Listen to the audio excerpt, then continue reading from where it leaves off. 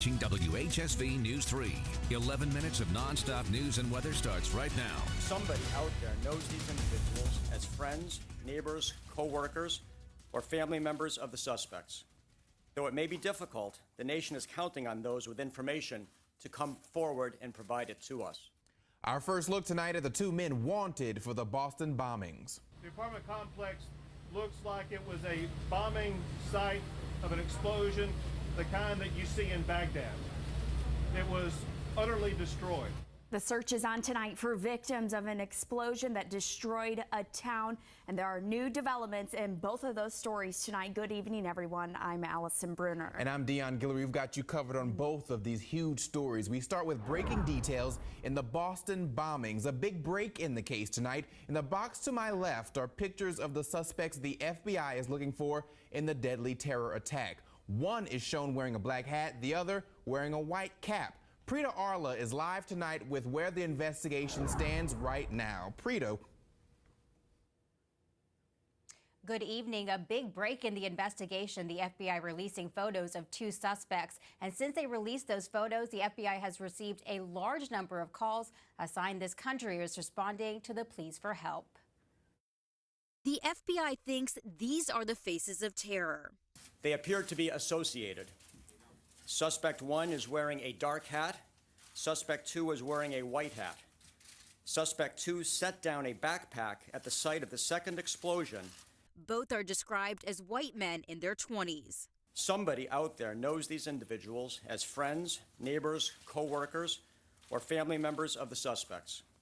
Though it may be difficult, the nation is counting on those with information to come forward and provide it to us. But they warn, keep your distance. We consider them to be armed and extremely dangerous. No one should approach them. Some components of the bombs have been recovered, including this battery and this circuit board, which are recognized by some as parts of a toy remote-controlled car like this one. President Obama came to Boston bearing the gift of shared solace. We will all be with you as you learn to stand and walk and, yes, run again. Of that, I have no doubt you will run again. The president moved some to tears in this crowd of 2,000 at a memorial service. Even when our heart aches, we summon the strength that maybe we didn't even know we had, and we carry on. We finish the race.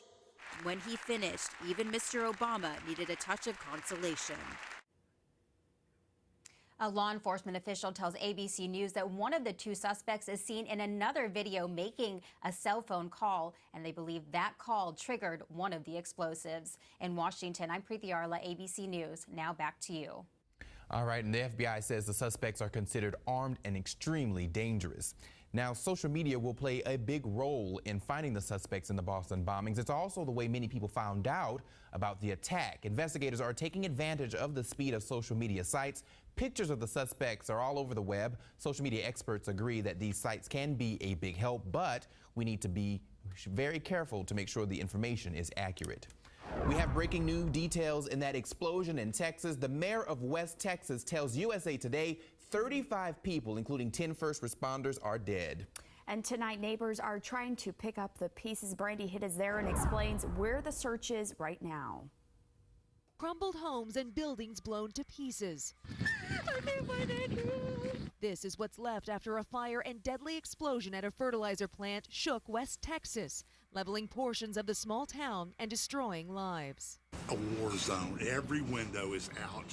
In the house, the whole ceilings, it looks like it come off the foundation. Search crews are still digging through the smoldering rubble for survivors, and the mayor tells ABC News up to 40 people are unaccounted for. It is still a very volatile situation. It all started Wednesday night with a fire. Minutes later, as volunteer firefighters tried evacuating the area, the massive explosion went off. Oh, you okay? It's a sound people as far as 45 miles away won't forget. Several people have been found dead, including Fire Captain Kenny Harris, who is being hailed a hero. More than 160 other people are also wounded. Investigators haven't determined what caused the blast, but huge tanks of flammable anhydrous ammonia were used to treat the fertilizer. Late Thursday, the Texas Attorney General flew over the carnage and witnessed more than devastation. He saw determination. You can tell the community is going to be able to be healed in a period not too long from now. In fact, he says you can see hope in the firefighters' eyes, still searching the rubble and damaged buildings for those still missing. In West Texas, Brandy Hitt, ABC News. President Obama called Governor Rick Perry to express his condolences. Schools are expected to open back on Monday, but that could change. A fertilizer company we talked to in Weir's Cave says an explosion like that could never happen here in the valley. Hoff Feed and Fertilizer blends together nearly 10,000 tons of fertilizer every year. Its president says an explosion similar to Texas would be unlikely here because of regional differences in fertilizer around the country. Also, new information at 11 on a police chase in Harrisonburg that went for several miles, landing a man in jail. Officers say Jeffrey Wilson led police on a chase around Mason and East Market Streets. Cops explain that Wilson was speeding, didn't stop at red lights, and never pulled over for police. When he finally did, he tried to run away.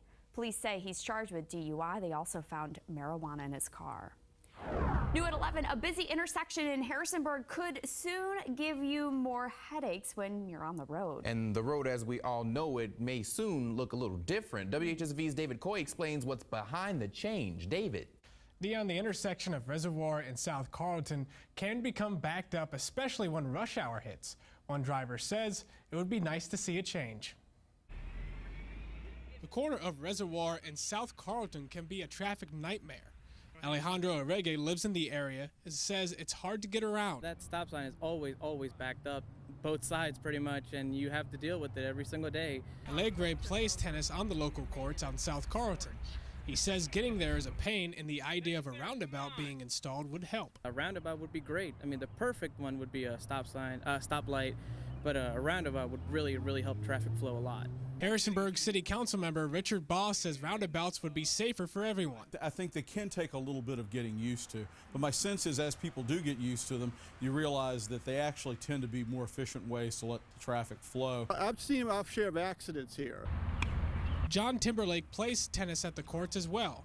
He says the intersection can be dangerous. There's no lights, and it's not really any direction on who goes first when you're coming out, who gets the right of way. A roundabout may take care of most of the trouble for drivers. Allegre says he has other ways of bypassing the stop sign. Sometimes we actually have to drive into McDonald's and drive by so we can get out the other side, which actually flows a little bit better. Now, the date of construction is still unknown, but when we have more information, we'll get it right to you. Deon. All right, David, thank you. New at 11, flyers beware with FAA furloughs beginning Sunday. Transportation experts say you could begin experiencing major travel delays early next week. Major hub airports will experience average delays of 10, 20, 30 minutes or even longer. But the waits could soar in some instances when furloughs force airports to close down runways because there won't be enough traffic controllers. New details tonight in that unsuccessful gun vote in the Senate. Senate Majority Leader Harry Reid shelved a series of proposed gun measures instead of putting them up for a final vote. The Democratic leader was clearly disappointed as he talked about the failed gun legislation on the Senate floor. Yesterday, President Obama said it was a shameful day for the Senate, and it probably was. I agree. But we should make no mistake, this debate is not over. In fact, this fight's just beginning. The decision to delay a vote on the pending legislation leaves the door open for it to be reintroduced at a later date. Right now, parts of Michigan already swamped with floodwaters are bracing for even more rain. In the city of Wyoming, the mayor has declared a state of emergency. Take a look at that. You can see crews had to use boats to rescue some families left stranded by the flooding. The National Weather Service says heavy rain in the region is expected to continue through tomorrow. When accuracy matters most, we let you know about severe weather first. WHSV's First Alert Storm Team.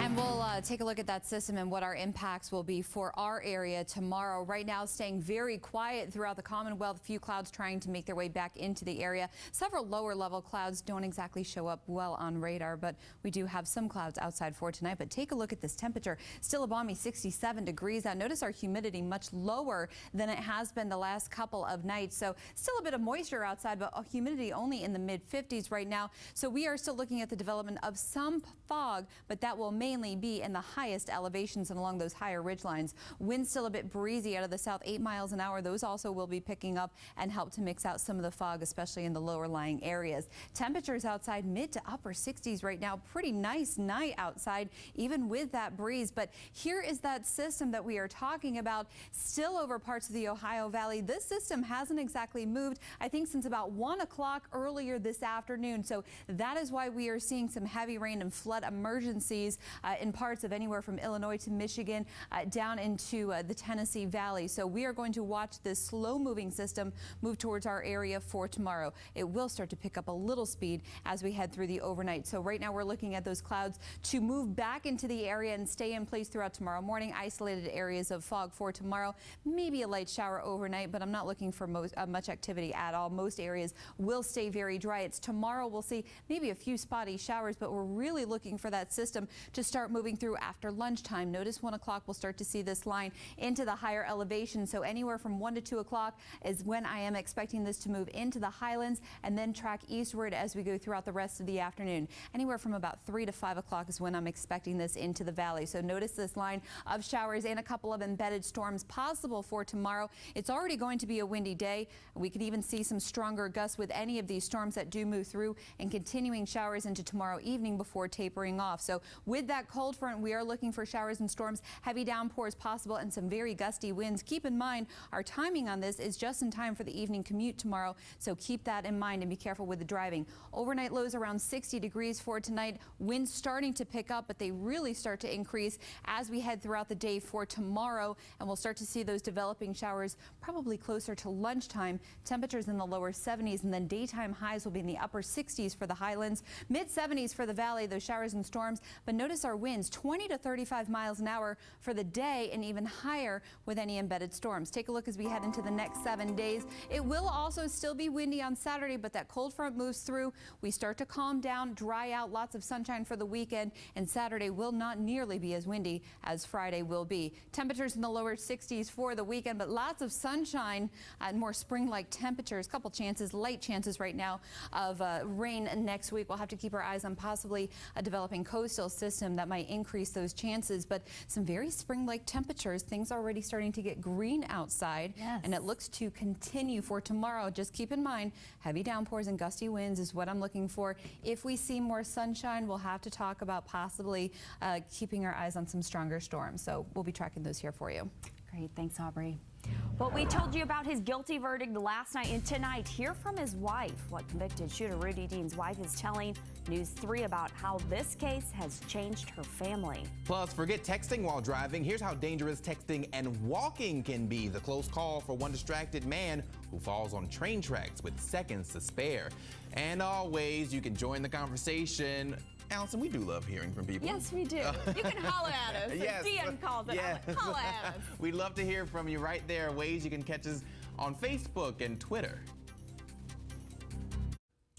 Now to a developing story. The family of a Rockingham County man convicted of unlawful wounding is moving on. Yeah, Rudy Dean's wife says the past year has changed their family. Dean shot Robert Crawford in January 2012. Supporters started a movement for Dean and his family. They wanted all charges dropped. Now, last night we told you a jury convicted him of a lesser charge than he initially faced. Dean's wife, Susan, says waiting for the verdict and sentencing has been very tense. We were, of course, praying and knowing it was in God's hands, and, grateful that we finally got our chance for justice, and just had to sit there and wait for the outcome. A judge will sentence Dean to 9 months in prison.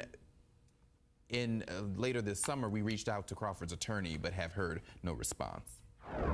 Now to two more stories. New at 11, a California woman is on trial accused of cutting off her husband's penis. Catherine Q has pleaded guilty to charges of torture and aggravated mayhem. Prosecutors say she tied her husband to his bed and cut off his penis with a kitchen knife. They say she then threw it in the garbage disposal and turned it on her husband. Her attorney says her husband had forced her to have sex with him. Here's another reason not to text and walk at the same time. A man who was texting fell into commuter train tracks in Washington and was pulled to safety just in time. And guess what? It's all caught on camera. The surveillance video is a little grainy, but watch the highlighted portion. A man tumbles off the metro platform. The crowd gathers, and mere 7 seconds later, lights from an oncoming train filled the tunnel. The part you can't see in the video is Jennifer Buchanan and her 72-year-old father saving that man's life. She said it was just spontaneous. Her father was the same way. It's the guy fell. He needs help getting up. So they got him up. Now, instead of Jennifer the neighbor, it's local hero Jennifer. Riders who found out what happened were in awe, but they also admit that they text while walking. Something we're all pretty much guilty of. Now, danger at a construction site. 2 people are dead after a mishap while on the job. New information about what happened. It was my responsibility to get her ready and get her to school.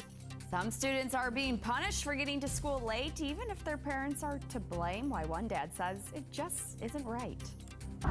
Now to 4 more stories, all new at 11. A wall collapse at a construction site in Hendersonville, Tennessee, left 2 people dead and a 3rd hurt. The injured worker was reportedly alert and flown to hospital. These aerial shots of the construction site show emergency crews on the scene and the 20 to 25-foot wall resting on the ground. The site is the future home of a Goodwill store and job training center. No word what caused that collapse. Fire crews battled a house fire in Raleigh, North Carolina. Neighbors reported hearing several explosions coming from the home. Firefighters had to hold back the family who wanted to go in and rescue their dog that was still trapped inside. The animal was later found dead under a bed. Take a look at this. It's a smooth landing in St. Petersburg, Florida, despite technical difficulties. A 92-year-old pilot was forced to land a plane without proper landing gear. Take a look at that. But he managed to touch down safely. Kids being blamed for the sins of their parents. A school in Texas is punishing the children when their parents drop them off late too many times. And after 3 tardies, the school enforced its new policy on little 6-year-old Brooke. 1-hour detention after school or detention during lunch. The parents want the school to look at the exception and not the rule. They believe the policy should be changed to punish the parents and not the kids. She said it was mommy and daddy.